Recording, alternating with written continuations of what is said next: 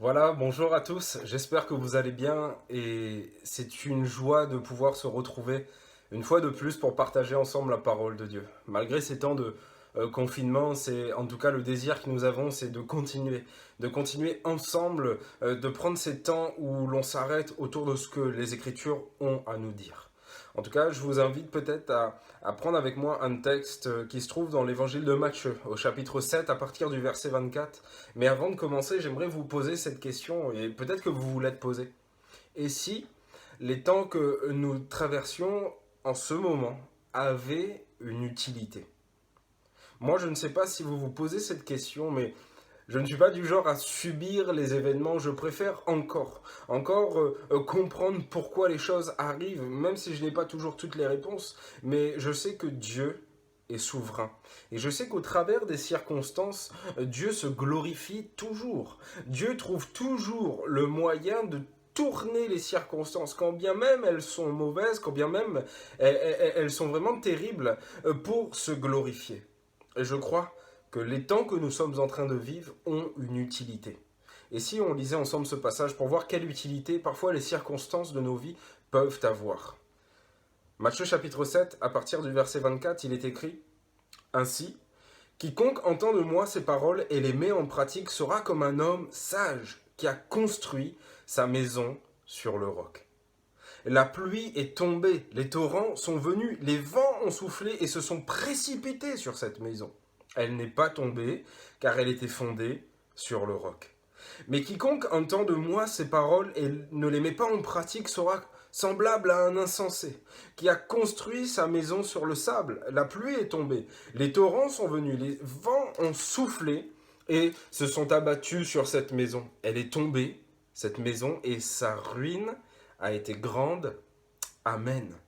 Et dans cette histoire, dans cette parabole que Jésus donne de son temps, il y a cette leçon très importante pour nous aujourd'hui, c'est que les circonstances qui sont les mêmes, les circonstances sont les mêmes pour ces deux maisons. On nous dit que la pluie est tombée, les torrents sont venus et les vents ont soufflé. Que ça soit pour la maison du sage ou la maison de l'insensé, les circonstances sont les mêmes.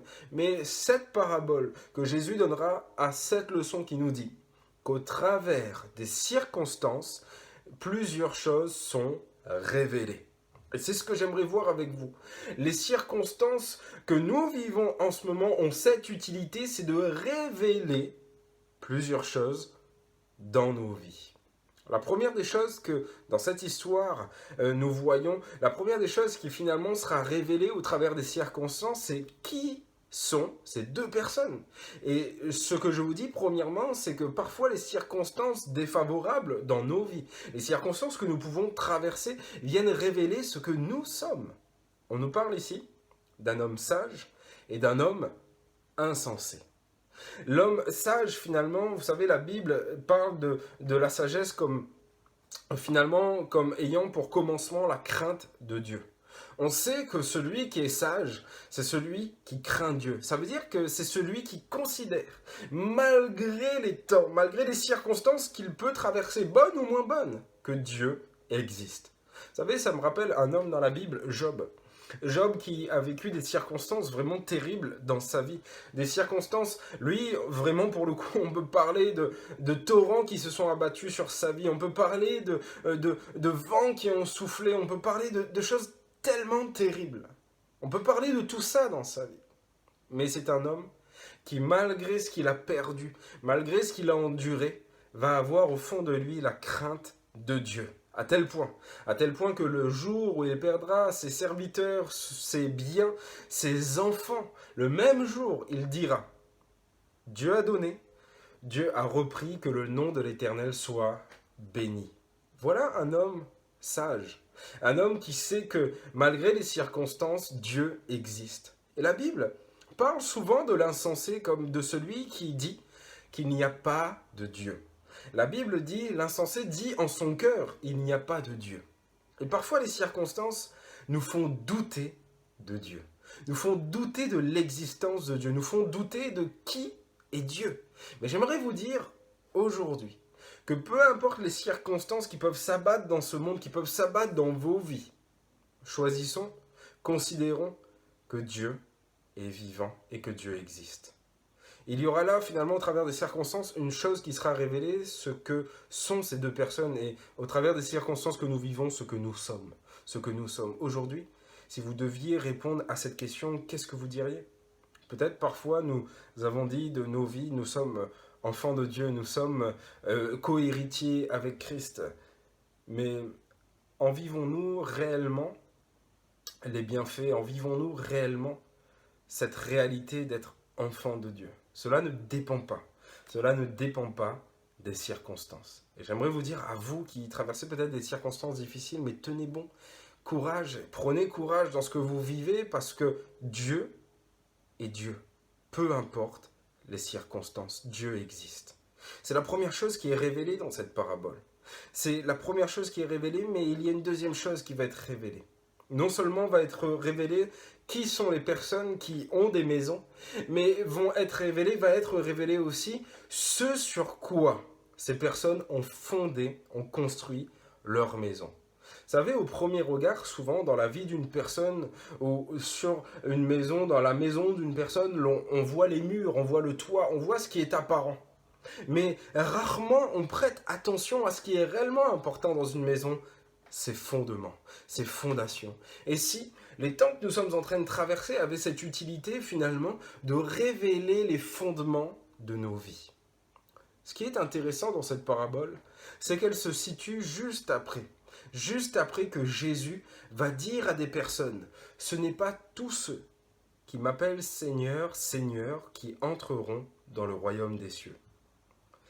Il y a là des gens qui parfois pensent être sages, pensent avoir bien construit, bien fondé leur vie, bien fondé leur maison, parce qu'ils réalisent, parce qu'ils accomplissent tout un tas d'œuvres.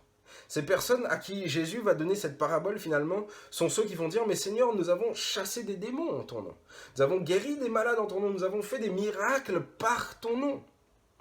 Mais Jésus va leur dire arrière de moi, vous qui commettez l'iniquité. C'est finalement une leçon tellement importante qui pourrait paraître tellement logique pour nous qui connaissons Jésus, mais qu'il est bon de nous rappeler. C'est que nous avons beau multiplier comme nous pourrions multiplier les grains de sable qui existent sur une plage, nous aurions beau multiplier les œuvres, les bonnes œuvres. Ce n'est pas ça. Ce n'est pas ça qui est important. Ce n'est pas les œuvres que nous pouvons faire qui sont importantes.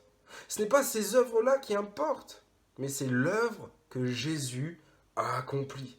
Et c'est là la différence que va révéler les circonstances qui vont s'abattre sur ces deux maisons. Il y a là, finalement, au travers des circonstances, une maison qui va se révéler être une maison bâtie sur le sable, bâtie sur les œuvres, bâtie sur ce qui est tellement infime, tellement petit, tellement éphémère, quelque chose qui apparaît mais qui peut disparaître très vite, quelque chose de fragile. Toutes nos œuvres sont fragiles. Mais il y a là aussi un homme qui, lui, va construire sa maison sur ce qui est solide, sur ce qui ne changera jamais, sur ce qui est éternel. Ce n'est pas nos œuvres, mais c'est l'œuvre que Jésus a accomplie. Et si les circonstances avaient finalement cette utilité de révéler ce que nous sommes, mais de révéler ce sur quoi aussi nous avons fondé notre vie. Parfois, nous considérons l'insensé, comme nous l'avons dit il y a un instant, comme celui qui doute de Dieu, comme celui qui ne considère pas Dieu, comme celui qui finalement dit qu'il n'y a pas de Dieu. Et pourtant, dans cette histoire, Jésus va appeler l'insensé, celui qui a construit sa maison sur le sable, il va l'appeler insensé, celui qui a accompli énormément d'œuvres en son nom. C'est drôle. C'est drôle comment finalement un homme, une femme, peut arriver à cette situation où il connaît Dieu à tel point qu'il va faire des choses au nom de Dieu. Mais il ne va pas faire la chose la plus importante, fonder sa vie sur le roc. Et si ces circonstances que nous sommes en train de traverser qui finalement, ont eu pour but de nous arrêter dans toutes nos activités, dans tout ce que nous faisions, dans tous nos programmes, dans toutes nos situations, nos vies d'église respectives. Et si ces circonstances étaient là pour mettre sur pause toutes ces œuvres que nous multiplions comme des grains de sable, et si tout cela avait pour utilité de finalement non plus diriger nos regards sur ce que nous faisions, mais sur ce que Jésus a fait. Il y a là, derrière les circonstances qui peuvent s'abattre sur nos vies, cette utilité de venir nous ramener à ce qui est enfoui dans nos vies, ce qui est profond dans nos vies. Quelles sont les racines? Quel est le fondement?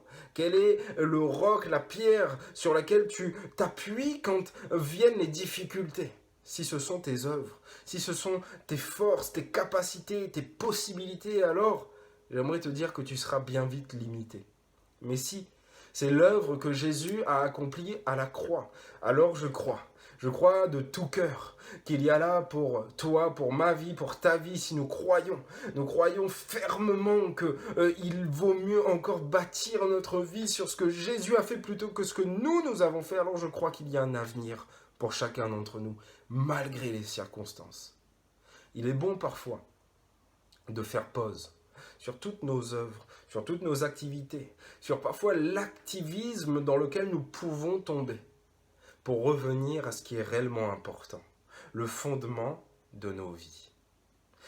La troisième des choses que j'aimerais voir avec vous, très importante, qui sera révélée dans cette histoire au travers des circonstances. La première des choses, c'est ce que nous sommes. Sommes-nous sages, insensés?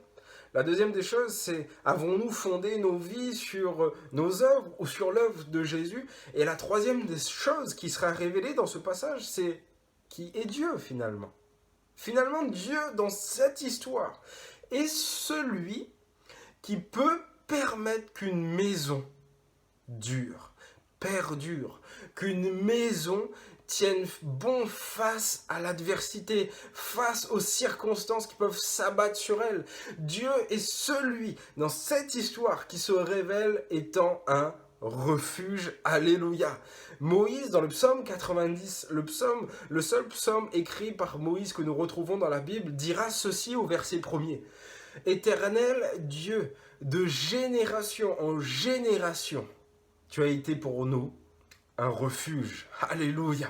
Dans les circonstances terribles qui peuvent s'abattre sur nos vies, Dieu se révèle. Oui, Dieu révèle ce que nous sommes. Oui, Dieu révèle ce qui est enfoui dans nos vies. Nos attitudes, nos façons de faire, notre cœur, ce qui est au fondement de nos vies même. Mais Dieu se révèle aussi au travers des circonstances. Alléluia. Et Dieu va révéler au travers des circonstances qui vont s'abattre sur ces deux maisons qu'il est un refuge pour celui qui se confie en lui. Alléluia. Celui qui s'appuie sur lui. Il y a là la maison de celui qui est insensé, qui, nous l'avons lu, va connaître une grande ruine. Mais pour la maison de celui qui craint Dieu, pour la maison de celui qui a fondé sa vie sur le roc, alors Dieu sera un refuge. Et on nous dit que cette maison qui a été fondée sur le roc n'est pas tombée. Alléluia. Et j'aimerais vous encourager au travers de ce partage à vraiment prendre le moment de faire le point au travers des circonstances que nous traversons, que nous vivons, de faire le point sur finalement ce qui est révélé dans nos vies, dans nos cœurs, en ce moment, ce que nous sommes. Sommes-nous de ceux qui craignent Dieu ou de ceux qui doutent de Dieu? Quand vient l'adversité, la difficulté, comme peut-être Job l'a vécu, sommes-nous de ceux qui vont continuer à bénir le nom de Dieu par crainte, par respect, parce que nous savons qu'il est vivant et qu'il n'abandonne jamais ses enfants? Sommes-nous de ceux-là ou de ceux qui vont se mettre à douter de Dieu? Au travers des circonstances qui vont révéler des choses, allons-nous finalement trouver comme base, comme fondement dans nos vies, nos efforts, notre faculté à toujours vouloir tout maîtriser, tout contrôler, tout gérer? Ou alors allons-nous trouver l'œuvre que Jésus a accomplie pour chacun d'entre nous à la croix? Et troisièmement, lorsque les circonstances s'abattent dans nos vies, est-ce que nous voyons Dieu se révéler? Parce que je suis convaincu que peu importe ce qui s'abat aujourd'hui sur ta maison, Dieu est un refuge. Dieu est un refuge. Alors je vous laisse avec cette pensée. Méditez-la. Prenez le temps de relire ce passage et peut-être de vous asseoir un instant en demandant à Dieu au travers de ces circonstances, Seigneur, révèle-moi ce que je suis, ce qui est en moi et qui tu es. Que Dieu vous bénisse. À très bientôt, je l'espère, pour partager encore une fois la parole de Dieu.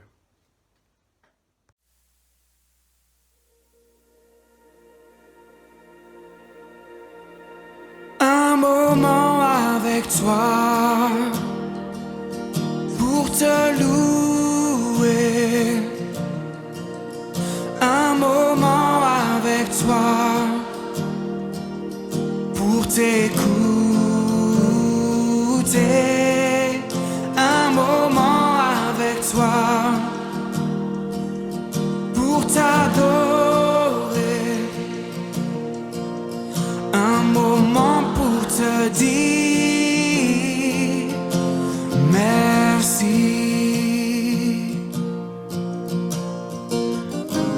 Contempler encore ce que tu as fait.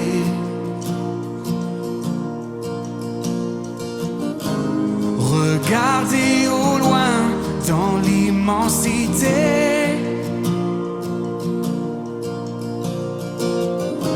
Redire à mon âme, oh viens l'adorer. Lève-toi et déclare qu'il vit à jamais. Un moment avec toi pour te louer. Un moment avec toi pour t'écouter. Un moment avec toi pour t'adorer. Un moment pour te dire merci. Au lever du jour, quand je me réveille,